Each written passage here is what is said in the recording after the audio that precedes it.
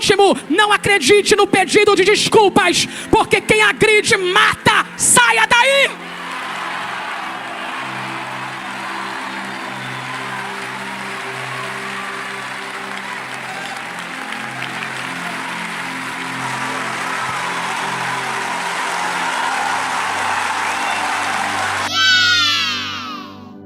Olá pessoal, meu nome é Denis Delacoque, esse é o canal Cristão Dela e hoje nós vamos fazer o react da pregação da pastora Helena Raquel. Desde já deixa o seu like aqui embaixo, se inscreva no canal para que você sempre possa receber notificação quando surgir um vídeo novo, tá? Sem dúvida, essa é uma das pregações mais eloquentes que eu já vi nos últimos tempos, que ela vai tratar nessa pregação impactante sobre o abuso sofrido pelas mulheres nos dias de hoje, de muito tempo, né? Mas ela traz luz a esse problema grave na nossa sociedade. Bom, chega de papo furado e simbora pro vídeo. Como não havia rei em Israel, a Bíblia diz que um levita saiu. O levita na casa de Mica, ele estava buscando atividades religiosas que o autopromovessem. Já o levita do capítulo 19 é apresentado como alguém que tem uma concubina. Ele não tem uma esposa, ele tem uma esposa de segunda categoria, um objeto dele. E eu vim dizer algo aqui no Gideões Missionários, e vou repetir por quantas vezes precisar, em quantos lugares eu estiver. Deus nunca permitiu isso. Deus nunca permitiu isso. Deus nunca permitiu isso. De Abraão até Salomão, os homens crentes que fizeram assim, sofreram danos e criaram danos aos outros. Não ao concubinato, não à poligamia. Honra no casamento e no leito sem mácula.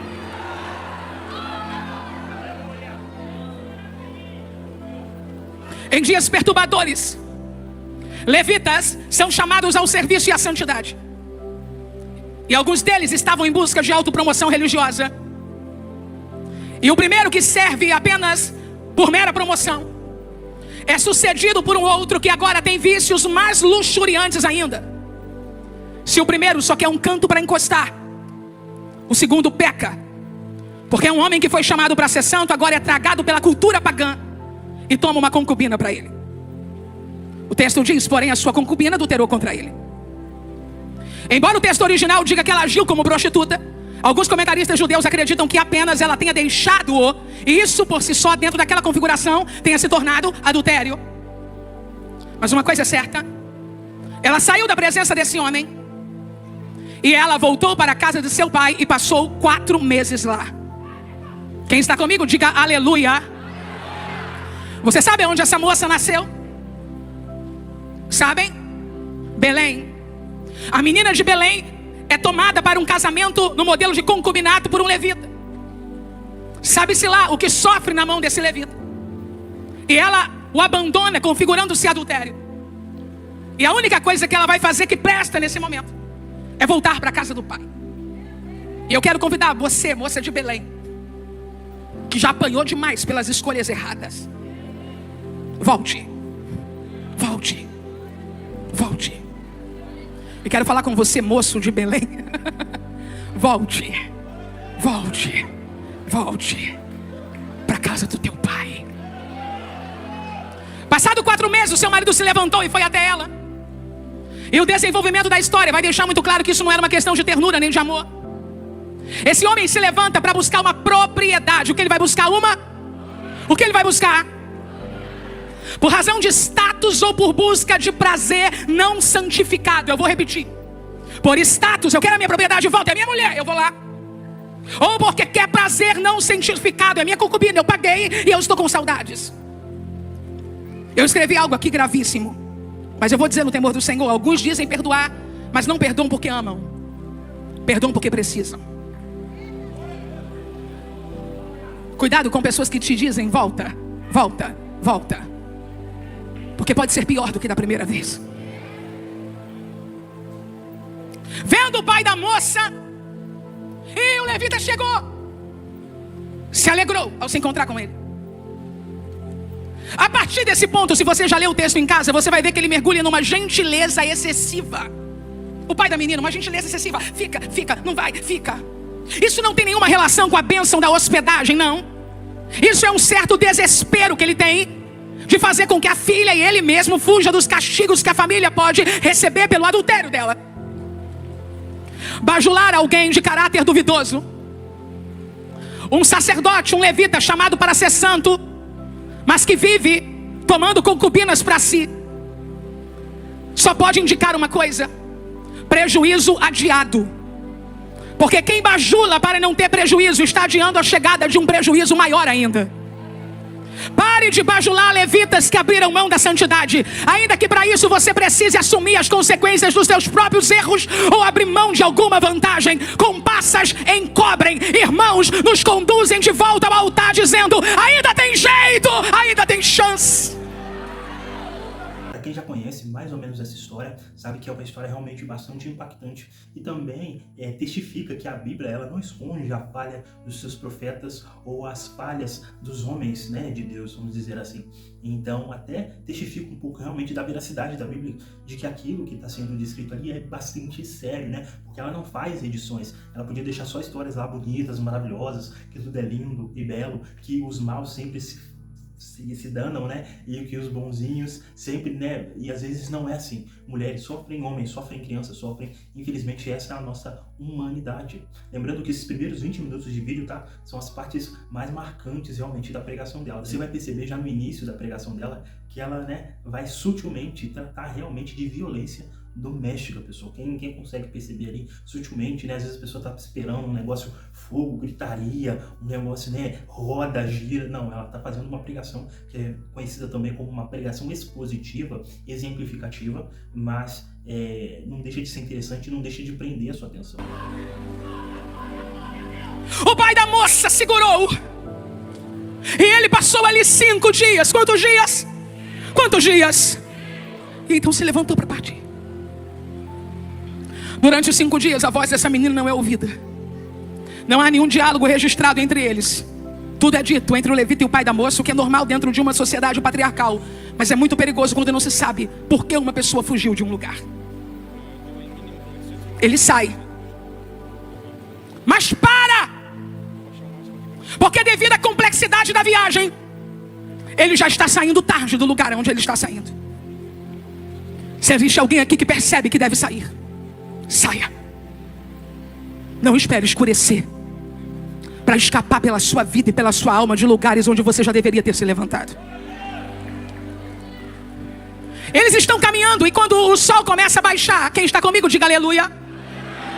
O moço que está acompanhando o levita e a moça que está voltando para casa diz assim para ele: ei, estamos perto de Jebus.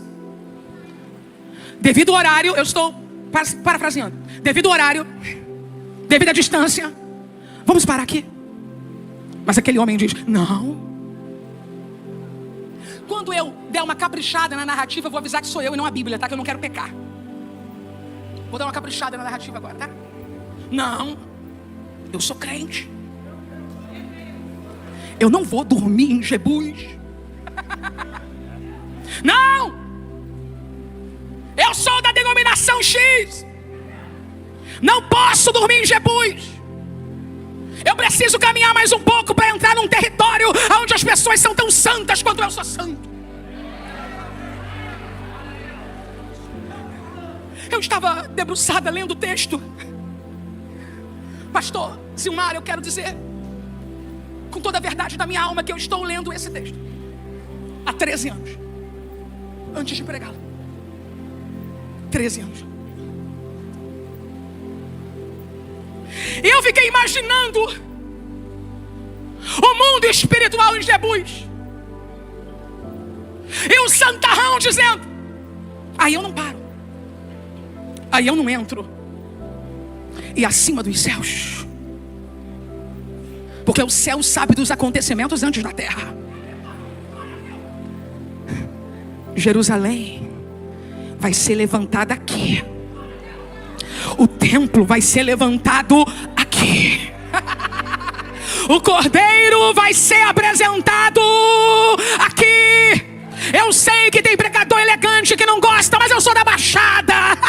Um beijo pro pastor Eliel. Pega na mão desse crente que está do teu lado e grita para ele: se soubessem o que Deus está para fazer no teu território. Olhariam você de outra maneira.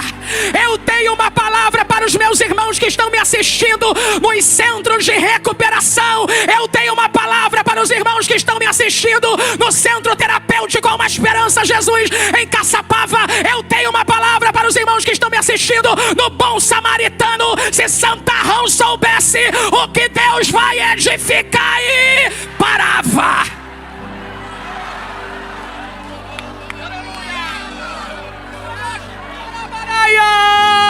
Eu tenho uma palavra de fé para a mãe dos penitenciários. Eu tenho uma palavra de fé para as esposas dos irmãos penitenciários. Alguém vai parar onde nunca parou para abraçar quem nunca abraçou, quando descobrir o que Deus vai fazer na terra dos Jebuseus.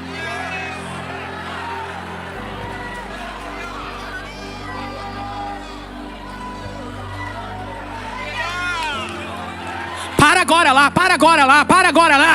Leva oferta agora lá. Vai visitar agora lá. Dá abraço agora lá. Vai pregar agora lá. Vai levar um estudo bíblico para os meninos que ficam lá a semana inteira. Para de querer aparecer só quando a câmera tá ligada. Vai servir. Eu estou cheia do poder do Espírito Santo para entregar essa mensagem. E eu vou entregá-la.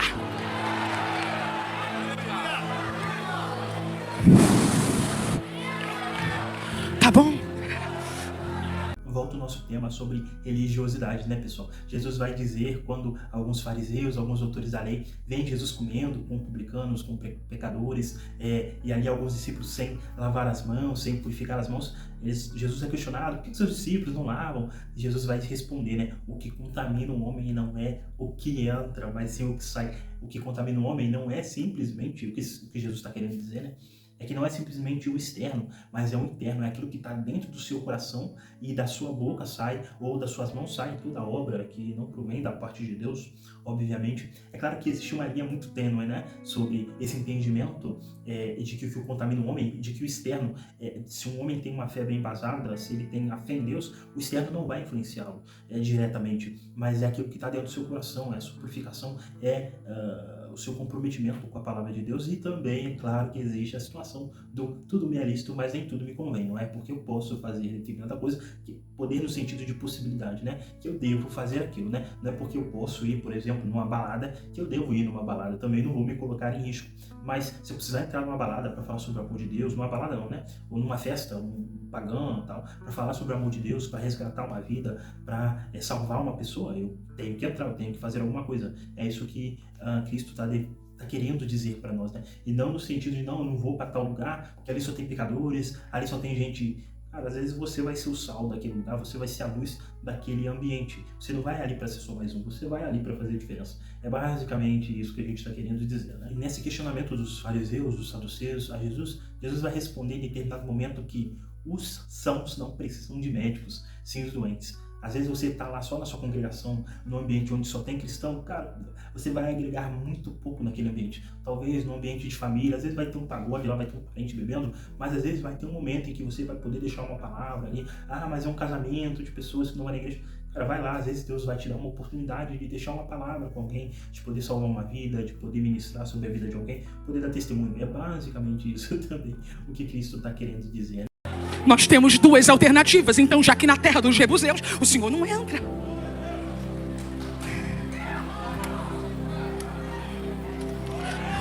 Ô Gibeá, ô Ramá,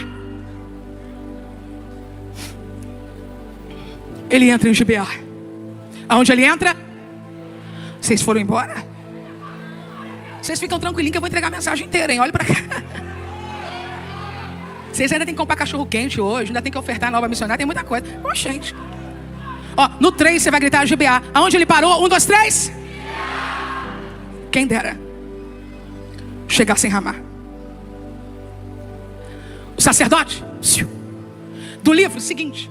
Ó, Juízes, Ruth, depois vem 1 Samuel. Gente, Juízes, Ruth, depois 1 Samuel. O sacerdote 1 Samuel fez uma casa em Rama. Quem dera.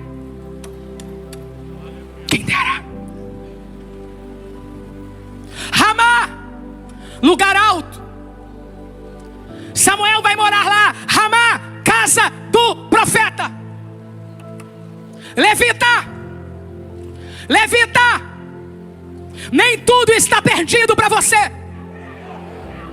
Corre para Ramá, lugar alto e casa de profeta. Lembra quando você visitava a casa das profetas para orar?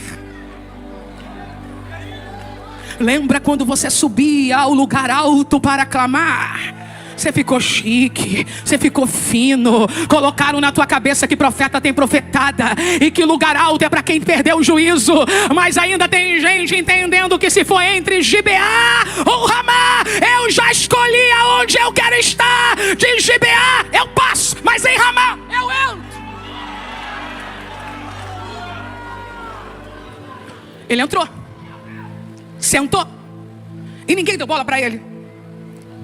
O pessoal que não era de Jebuseus, que era de Gibeá, que ele pensava que eram irmãos dele, não deram a mínima para ele. Aquele homem está sozinho numa praça. Quando um velho passa, está fazendo o que aí? Aí ele começa a se exibir. Meu Deus do céu. Então eu estou aqui. Tem horas que você tem que dizer só assim: eu estou aqui porque eu estou precisando.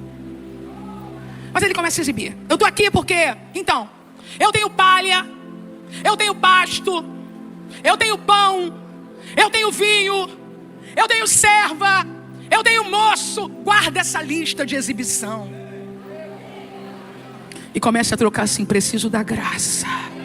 O idoso, o senhor entende, diz: tá, vem, vamos lá para casa que eu vou te guardar. Não é bom ficar aqui. E ele entra. E quando ele entra, ele, o moço e a concubina, o velho diz a ele: paz seja contigo. Mas não havia paz naquela cidade. Eu preciso de um pouquinho mais de retorno. O velho diz para ele: paz. Mas não havia paz naquela cidade. Enquanto eles estavam comendo, enquanto eles estavam se alegrando, os homens daquela cidade começaram a bater a porta. Dá-nos esse homem. Dá-nos esse homem. Dá-nos esse homem. Nós queremos deitar com ele. Quem está comigo, diga aleluia. Quem não foi embora, diga glória a Deus. Então redobre sua atenção agora. Não foi a primeira vez que isso aconteceu na Bíblia. Quem lembra da outra vez? Casa de Ló. Um crente falou aqui do meu lado: casa de Ló. Só que existiam duas diferenças gritantes no texto. Posso falar quais? Primeira, era sodomita fazendo coisa de sodomita. Mas agora é israelita fazendo coisa de sodomita.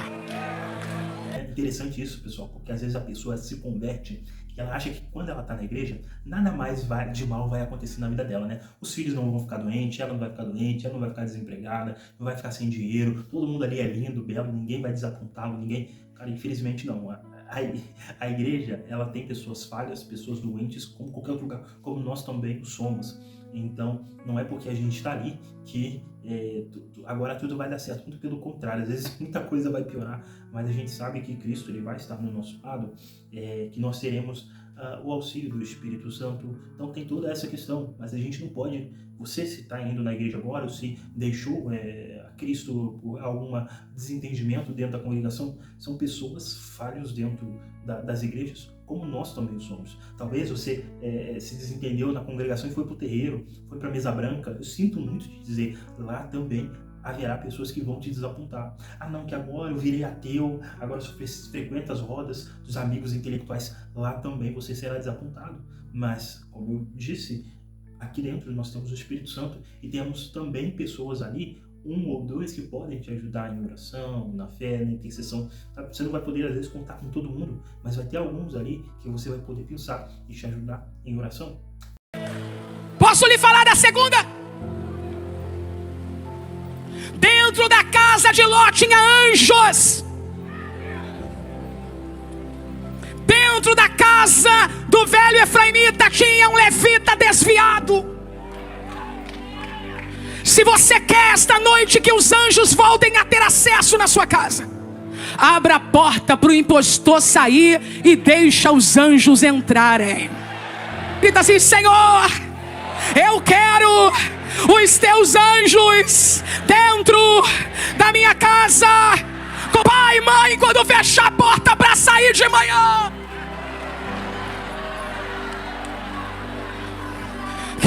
aquele adolescente, aquela criança vai ficar com A, com B, mas você vai dizer assim: Deus, eu quero os teus anjos na minha casa. Eu não estou falando de gente que deixa filho para passear, estou dizendo para gente que se não sair, criança não come. Deus, põe teu anjo na minha casa.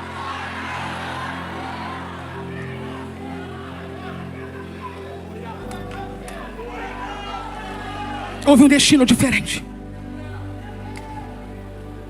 porque dessa vez não tem anjo. E casa que não tem anjo. Será que eu posso falar? Não é medo de ninguém não. É só uma preocupação assim, para eu não ser radical demais. Mas eu vou dizer que não existe campo neutro no mundo espiritual. Casa que não tem anjo, tem demônio.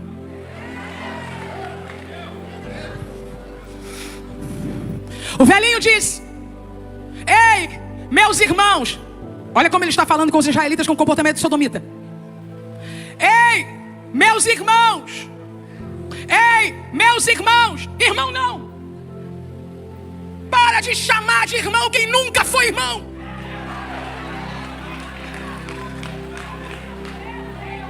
Quero ser claríssima que sodomita não é um sinônimo para homossexualidade, não. Sodomita é também, nesse contexto especialmente, comportamento abusivo contra pessoas. Não depende de ser ou não heterossexual para ser abusivo contra as pessoas. E se você conhece gente abusiva contra pessoas, pare de chamar de irmão para manter protocolo. Não é irmão!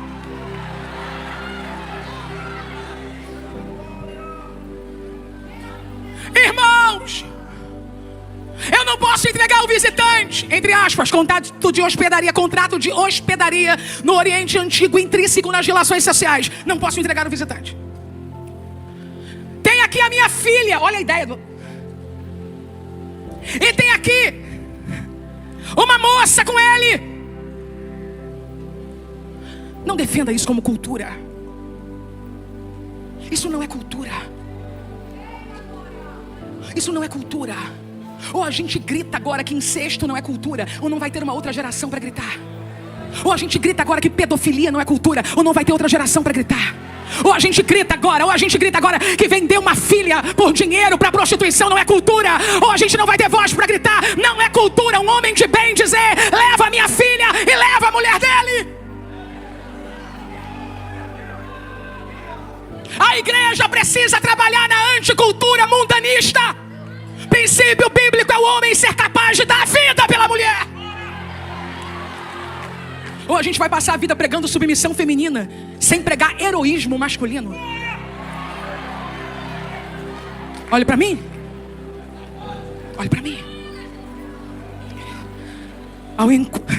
Enquanto o velhinho está conversando,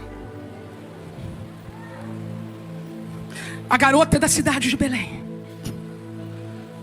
a moça da cidade de Belém, moça da cidade de Belém, não, filha, tem que conhecer a história, filha.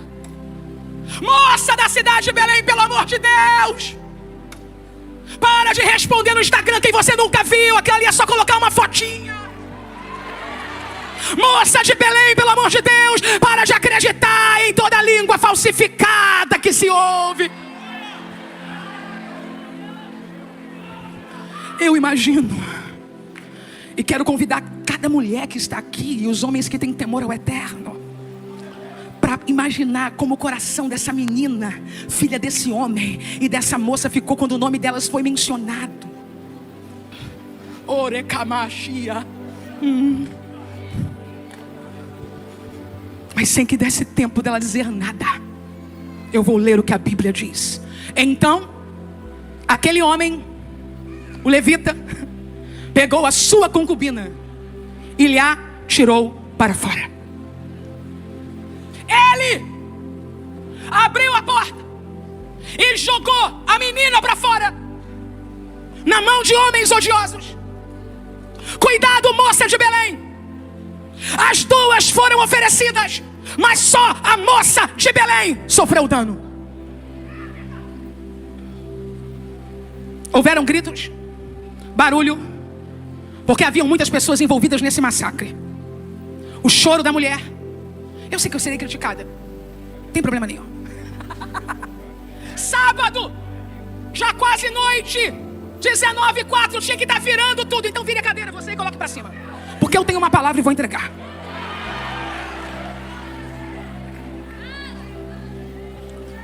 Há um grupo de pecadores ali, violentando uma moça, e o restante inteiro da cidade deita e dorme como se nada tivesse acontecendo. Eles toleravam uma classe terrível de pecadores como se não pudessem fazer nada. Esse ponto é muito curioso, pessoal, porque é totalmente contraditório. Os números de assassinato no Brasil, eles ainda são altos. Os números de assaltos são altos. Os números de violência contra a mulher são altos. Violência infantil ou de abandono ainda são altos. E a comunidade cristã e evangélica vem crescendo ano após ano. Como é que isso é possível? Mais evangélicos e mais coisas ruins no Brasil, na nossa nação acontecendo. É um contrassenso, devia ser o contrário. Quanto mais cristãos, quanto mais pessoas tementes a Deus e a sua palavra, menos coisas ruins deveriam acontecer. Seria esse o nosso mecanismo, né, de pensamento. Assim, não, os prejuízos deveriam estar com menos pessoas, corrupção deveria ser muito menor, mas não. A corrupção continua ano após ano, os assassinatos, as violências, sabe? E a gente se questiona, são as denúncias que estão aumentando e a melhoria nos índices, né, nas pesquisas, né, para você conseguir apurar melhor, ou realmente esses números têm crescido? E o número de evangélicos no Brasil não faz a menor diferença. Então, assim, será que a gente não está fazendo a diferença como realmente deveria fazer, né? Na nossa comunidade, na nossa igreja, no nosso partido político, na nossa empresa, sabe? Mas nada pode ser pior do que saber que o levita, quem dormiu.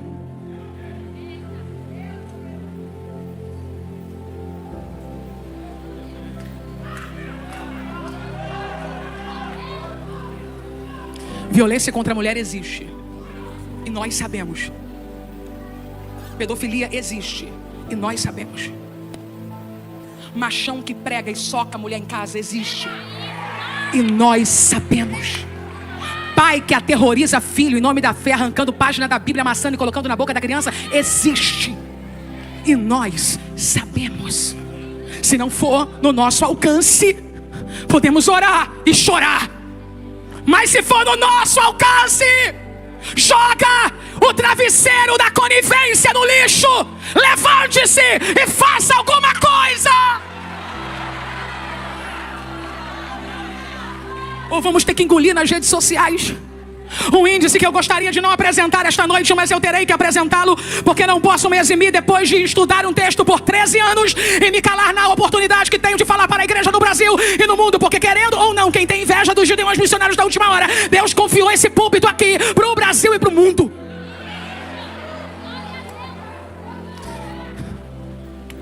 Segundo o levantamento feito pela organização Safernet e enviado ao Ministério Público Federal, 1 milhão de brasileiros participam de grupos com pornografia infantil. 1 milhão de brasileiros.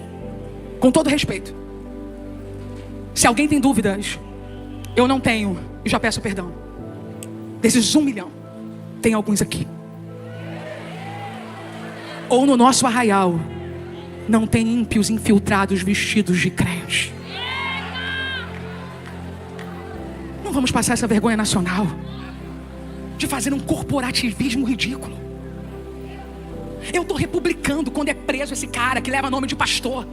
Eu republico quando eu vejo que foi descoberto. Sabe por quê? Porque a única maneira de nós não sermos coniventes é sair desse discurso ridículo de não, então não é pastor, não, então não é. Não, deram um credencial sim, acreditaram sim, mas é um delinquente infiltrado, é um psicopata infiltrado, é um ímpio infiltrado. E daí, se colocar o título que ele tem, se nós nos levantarmos para reiterar dizendo já vai tarde pro presídio.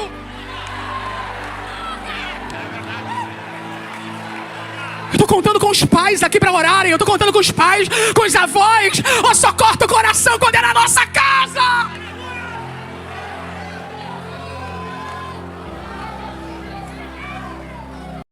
Se a gente for falar sobre violência doméstica, a violência contra a mulher, mais precisamente, a gente vai achar que violência é só aquela questão do cara que vai agredir a sua esposa. Mas violência, pessoal, é mais do que você, é mais do que o cara que agride a mulher. Existe violência de vários tipos e uma das principais também, né, além da física, é a violência psicológica que um homem faz à mulher, faz à sua esposa, à sua namorada, dizendo que se ela o deixar, ele, até mesmo por conta da ameaça, ou de que vai tirar os filhos, ou vai tirar tudo aquilo que ela tem, de que ela não terá para onde ir, de que ela será difamada se o largar, ou de que será excluída se o largar. É um tipo também de violência, até mesmo a violência financeira, aonde o homem, ele centraliza a parte financeira da família, fazendo com que a mulher não tenha nada para ela, não tenha qualquer reserva, ou não tenha condições financeiras de se manter ou de se cuidar, até mesmo na questão da saúde, na compra de remédios, de utensílios médicos. Isso também é uma violência.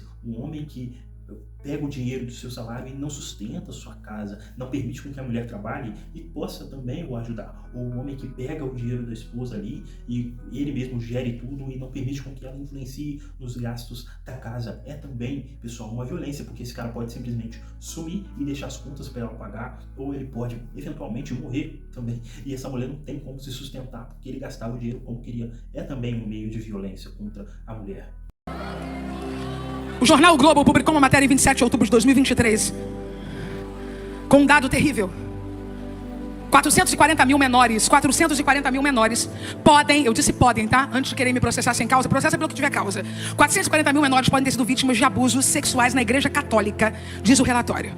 Na Espanha. 440 mil. Eu quero crer que nenhum católico de bem fica feliz com um índice desse. É verdade? Ninguém. Meu avô foi católico uma vida inteira antes de se converter, antes de fazer uma declaração de fé diferenciada. Mas a vida inteira eu convivi com um homem que frequentava a missa.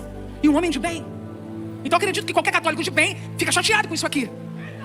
Cantora Mara Lima foi apresentada esta noite não só como cantora, mas também como alguém que está trabalhando na Secretaria de Proteção à Mulher. É isso mesmo, Preciosa? Pois bem, eu fui pesquisar os índices no Brasil relativos à igreja evangélica, ok? Porque se apareceu 440 mil na Espanha, eu que não tenho nada a me preocupar com isso, quero saber dos índices, porque nós, mães e pais, queremos saber dos índices, nós queremos ajudar, queremos proteger, queremos atuar.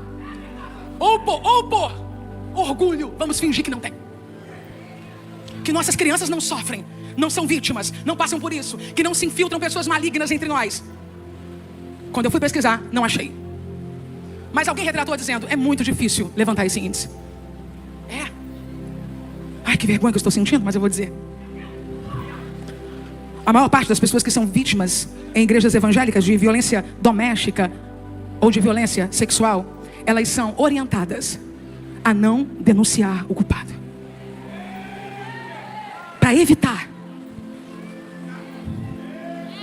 O que eu estou dizendo aqui é um saber empírico. Como não há pesquisa, não há o dado, isso é um saber empírico.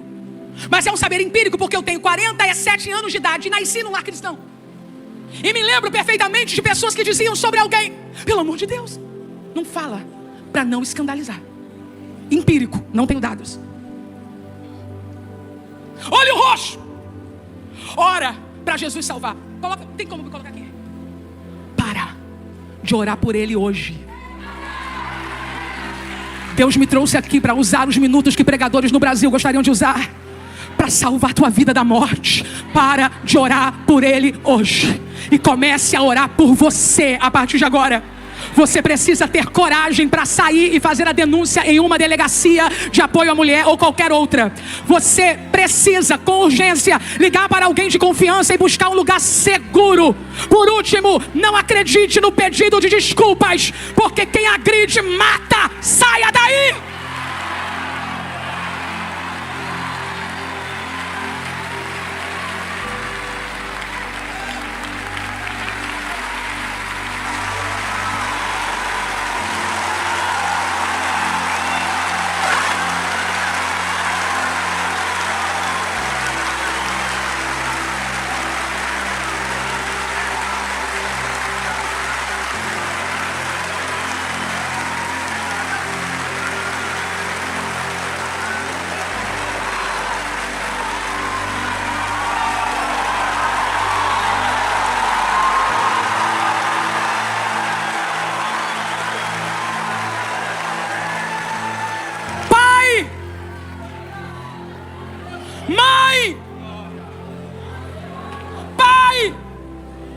mãe, pai.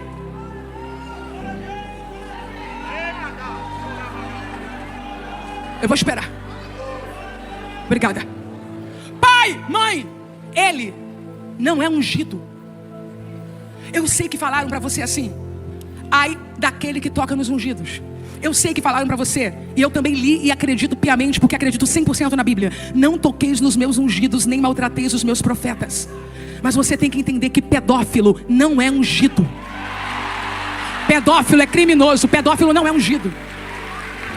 Pai, mãe, levanta dessa igreja, vai fazer uma denúncia agora. Já fez a denúncia, não permaneça no território onde a palavra do seu filho seja contestada, levando ele a futuros traumas. Não existe capacidade de se encontrar na mesma figura um pastor e um abusador. Ou é pastor ou é abusador. Saia daí agora.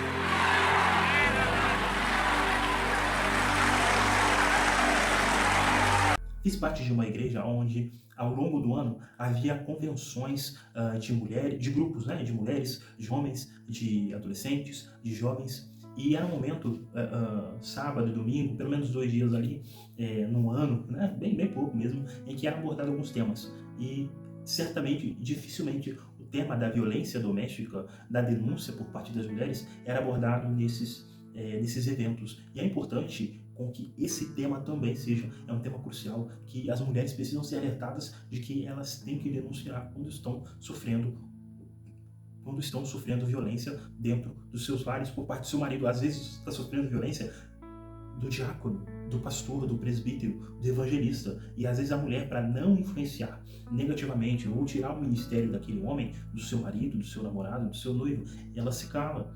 E acaba que em algum momento pode acontecer uma tragédia, um destempero, um descontrole e acabar uma vida indo embora. E até mesmo os filhos vendo aquele tipo de violência, os amigos, isso depõe contra o evangelho. Como pode alguém que se diz temente a Deus, que tem uma responsabilidade na congregação, agredir a própria esposa, agredir os filhos, agredir o enteado, por exemplo? Não faz o menor sentido. E as pessoas olham isso e dizem: eu não quero participar disso, eu não quero fazer parte disso, é melhor ficar de fora, porque se for para ser assim, não vale. Também do gabinete pastoral, que muitas igrejas têm, que é uma conversa ali franca entre o pastor e o membro que tem alguma queixa ou algo do tipo, que esse tema seja abordado, que os pastores eles sejam orientados, de pequenas congregações, que eles sejam orientados a como proceder no caso de denúncia, o que eles podem fazer, o que eles devem fazer. Esse papo de ora que Deus vai mudar o coração dele, não. A partir do momento que o cara levantou a mão para a mulher e a feriu, não tem esse papo de oração. Tem um papo de oração quando ele estiver lá na cadeia, quando ele estiver lá na delegacia. Aí começa a orar por ele. Aí se ele quiser mudança, tá ali. Mas do contrário, não. Do contrário, não tem isso. A gente sofre por amor ao evangelho, pelo casamento, não. Bateu numa face da outra, se rasgar a túnica, isso, gente, é pelo evangelho. Isso é pelo evangelho, na caminhada missionária. Agora, no casamento não faz o menor sentido você ficar debaixo de pancada por homem nenhum. Não faz o menor sentido. Tá chegando na partezinha final, da parte mais marcante da pregação, né? Daqui a uns 2 minutos eu acho que vai ir pro início da pregação, aí você vai ver, né, da parte do meio, enfim. Mas espero que você tenha gostado. Tem mais vídeo, tá? Mas espero que você tenha gostado dessa partezinha. Vamos continuar, vamos lá. Eu vou fazer um pedido em nome de milhares de mulheres. Milhares. Eu entendo perfeitamente. Quando um homem sofre uma queda, que ele seja cuidado, amado e reposicionado. Eu entendo. Eu sou filho de pastor. Meu pai é um homem que passou na fila da misericórdia várias vezes, sabe? Então eu entendo que um homem que caiu no pecado de adultério seja trazido, amado, restaurado. Eu entendo que uma mulher que caiu no pecado de adultério seja trazida, amada, restaurada, que esse casal seja restaurado. Eu entendo. Sendo muito franca, embora eu não concorde, eu também entendo que se reposicione um pastor depois de um caso de divórcio. Eu não concordo, mas eu entendo a visão de quem faz. Não é problema meu, mas eu tenho um pedido. Os crimes de pedofilia que aconteceram na Igreja Católica, cujos católicos obviamente se envergonham Ninguém quer uma coisa dessa como nós não queremos. Se for uma pessoa de bem, uma pessoa do amor. Não é assim que eles gostam de falar do amor. Sabe o que foi mais agravante? Quando um escândalo estava para surgir, trocavam a paróquia do padre. Eu tenho um pedido em nome de 1 milhão de milhares, perdão, 1 milhão não, estou com outro milhão na cabeça aqui. Milhares de mulheres. Pastores, presidentes de convenções no Brasil e no mundo. Pastores sênior de igrejas neopentecostais. Diretores, superintendentes de igrejas metodistas. Presbitério da igreja presbiteriana. Líderes congregacionais. Não troque um criminoso de paróquia.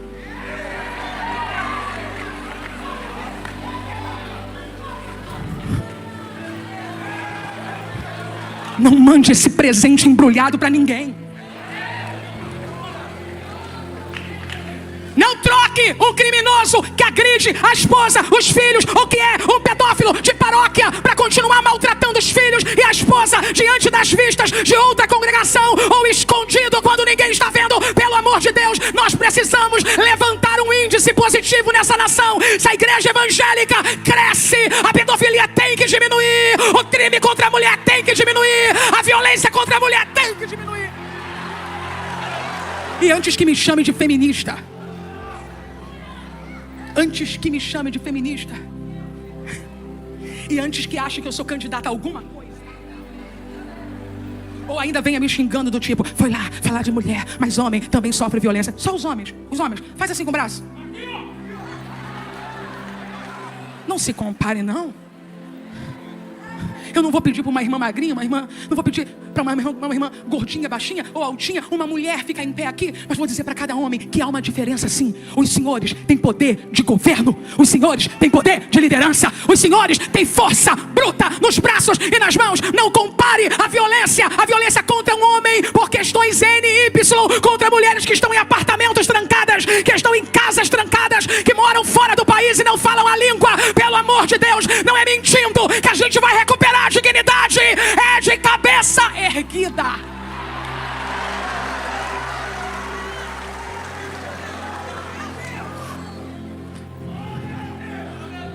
Eu concluo esta parte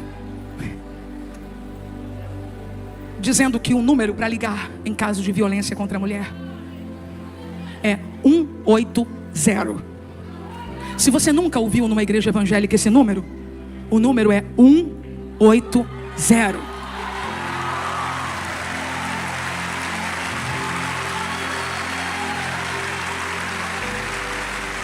Agora, se você é uma criança, olha pra ti aqui. Está assistindo os Gideões, o papai e a mamãe saiu. Você é uma criança, está assistindo os Gideões. Se alguém está fazendo algum mal a você, querendo tocar em alguma parte do seu corpinho, se essa pessoa que mora aí na sua casa fala, se você contar, vou matar seu pai, vou matar sua mãe. Não acredita. Tem um número para você ligar agora. Você sabe mexer no celular. Você vai ligar agora com calma, respira, porque foi Deus que colocou a tia nessa live para te ajudar. Respira. Tô achando o número aqui. 100. 100. 100. A tia vai dizer de novo. 100. Liga. Aproveita que você está sozinha agora. Liga. E pede ajuda.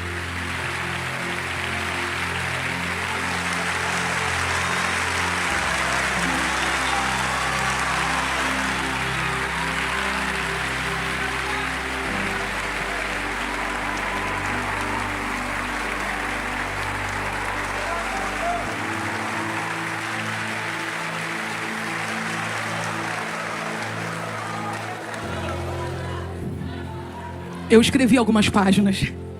Afinal, foram 13 anos, né? 13 anos estudando o texto. Não a resolução da denúncia, não. Isso aí, este ano, veio ao meu coração e o Espírito me encorajou a fazer. Estou fazendo um estudo do texto. Então, escrevi algumas páginas aqui. Mas eu sinto, como uma velha pregadora, né? Porque eu comecei a pregar com 14, estou com 47. Então, esse ano, eu completo agora, quando eu fizer 48, 34 anos pregando. Pregando há 34 anos, eu tenho que ter o termômetro. E eu não preciso usar todas as páginas. Eu preciso entregar. E por isso entreguei. o que vim entregar. O irmão do teclado pode me ajudar?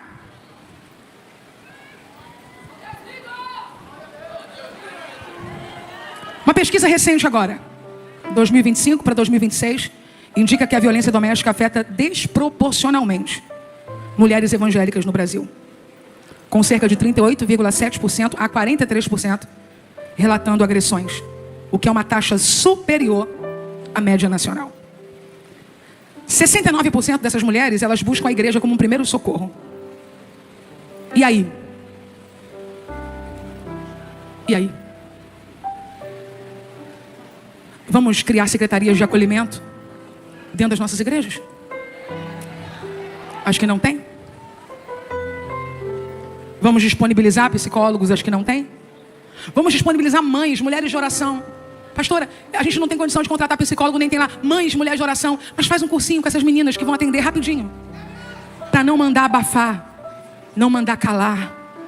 Para abraçar ela bem apertado, colocar aqui na altura do peito. E falar para ela, nós acreditamos em você. Vamos treinar as meninas do Ministério Infantil. Que estão na ponta, ali na sala de aula, como estão na ponta os professores do país. Entendem? Essa mulher foi esquartejada. Aquele que não amou, não cuidou, no final cortou em 12 pedaços. Não é porque ele ficou morrendo de pena dela, não. Ele queria vingança. Quem quer justiça, conta a história como ela é. Quem quer vingança, edita a história para se sair bem no final. Na história dele, ele não conta que foi ele quem colocou ela para fora. Até quando? Pessoas vão sofrer por histórias editadas, mal contadas. Chega. Chega. Em todas as histórias do livro dos Juízes, quem está comigo, diga aleluia. Os nomes aparecem. Até Dalila, que era terrível, teve um nome lá. Mas nesse capítulo, existe o que chamamos de anonimidade. O levita não tem nome, o velho não tem nome, os abusadores não têm nome, a menina não tem nome. Sabe por quê? Para que ninguém aqui hoje se exima dizendo, isso não foi para mim. Que cada um de nós se posicione dizendo, Deus, eu tenho um lugar nessa história. Nem que seja a parte do morador que ouviu os gritos, colocou o travesseiro na cabeça e dormiu. Todos nós temos parte nessa história. A menina de Belém morreu e não mudou nada. Dezenas, centenas, milhares e não mudam nada. Em Belém, Davi nasceu. Mas Tamar foi abusada. E Davi não fez? Não é porque ele não seja um bom tipo de Cristo, ele é um excelente tipo de Cristo, mas ele não era o Cristo, por isso falhou. Mas eu disse que os gideões missionários têm a resposta. Eu disse que os gideões missionários têm a resposta. A igreja tem a resposta. No livro dos Juízes, a menina que nasce em Belém morre e não põe fim à maldade humana. No primeiro livro de Samuel, Davi aparece, mas não coloca fim à maldade humana. Mas a Bíblia diz, agora sim, Belém, Belém, Belém, Belém. Miqueias 5:2, e tu, Belém Efrata, posta que pequena entre os milhares de Judá, de ti me sairá o que será Senhor em Israel, e cujas origens são desde os tempos antigos, desde os dias da eternidade. Portanto, os entregará o tempo em que aqui está de parto tiver dado a luz. Bom, essa é a minha última intervenção e eu queria fazer um resumo, tá? Desse trecho que ela está lendo aqui no livro de Juízes, capítulo 19, vai contar a história de um levita com a sua concubina. No caso, não deveria ser concubina, tá? Deveria ser esposa. Mas, na relação que não deveria, ele está tendo relações com a sua concubina. Em determinado ponto, essa concubina, essa mulher, ela volta para casa dos pais. Eles se desentendem e ela volta para casa dos pais. Esse levita, depois de algumas semanas, sente a falta dela, quer ela de volta e vai até a casa dos seus pais para buscá-la novamente. Ele vai lá, conversa com os pais dela e atrás de volta. No meio do caminho, ele precisa parar para poder se recuperar, para poder se hospedar em algum lugar. Chega em determinada cidade, do povo, né, de Israel, vamos dizer assim, do povo de Deus, escolhido e tudo mais, ele prefere parar nessa cidade. Quando ele para nessa cidade, ninguém dá a mínima para ele. E um senhorzinho lá diz: olha, você está precisando de alguma coisa, tá precisando de se hospedar em algum lugar, eu tenho uma estalagem aqui, você pode repousar e tal, você, a sua companheira, os seus servos, os seus materiais. E esse levita aceita e vai para casa desse senhor. Pessoal, na cultura daquele tempo, o hóspede era você mesmo. Havia uma responsabilidade, você tinha que cuidar daquele hóspede com a sua própria vida e com os seus bens. Em determinado ponto, assim como aconteceu em Sodoma e Gomorra com Ló, as suas filhas e a sua esposa, que no caso depois sua esposa virou uma estátua de sal, quando Ló recebe os 2 anjos da parte de Deus, assim também esse levita, quando está na casa desse senhorzinho, recebe uma visita de alguns homens perversos daquela cidade, querendo ter esse levita para si, para poder deitar com ele e praticar alguns atos libidinosos, vamos dizer assim, à força, né? Um estupro de um homem. No caso, esse senhorzinho, ele oferece a própria filha e também a concubina desse homem, que não tinha nada a ver com a história, que tinha fugido desse cara, inclusive. Ele oferece. Mas os homens não. Aqueles homens lá fora, lá, querem porque querem ter relações sexuais com o levita, o estrangeiro. E aquele senhorzinho não permite. O levita, tomando a oportunidade ali, ele pega, agarra essa serva, agarra essa concubina e joga ela, empurra ela, porta fora para esses homens. No caso, esses homens pegam essa mulher, percebendo que não vão ter esse levita, aproveitam essa mulher mesmo. E eles vão lá e abusam sexualmente dessa concubina desse levita, que era a única que ele tinha, que era considerada uma relação meio estranha, mas enfim, vocês entenderam basicamente o que eu quis dizer. Era quase um casamento, né? Quase, né? Sapor casamento. Mas enfim, eles abusam sexualmente dessa concubina e no final do dia essa concubina volta para casa totalmente desconcertada, totalmente massacrada. Que já imaginamos qual foi a situação dessa mulher, né? Abusaram dela praticamente a noite inteira. Percebendo que quando ela volta, percebendo a situação dela, esse levita não identifica se ela está viva, se ela está morta, se ela está desacordada. Ele não pensa muito bem. Pensando numa vingança, ele mata a sua concubina, mata essa mulher, mata essa jovem. Não só a mata esquartejada, parte a mulher em 12 pedaços e manda cada pedaço para as tribos, ansiando por vingança contra aquela comunidade. Uma mulher que, fugindo da violência, talvez, foi vítima daquele em quem confiar em algum momento. A sua família confiou naquele levita, talvez essa mulher em algum momento confiou nesse levita e ela foi morta.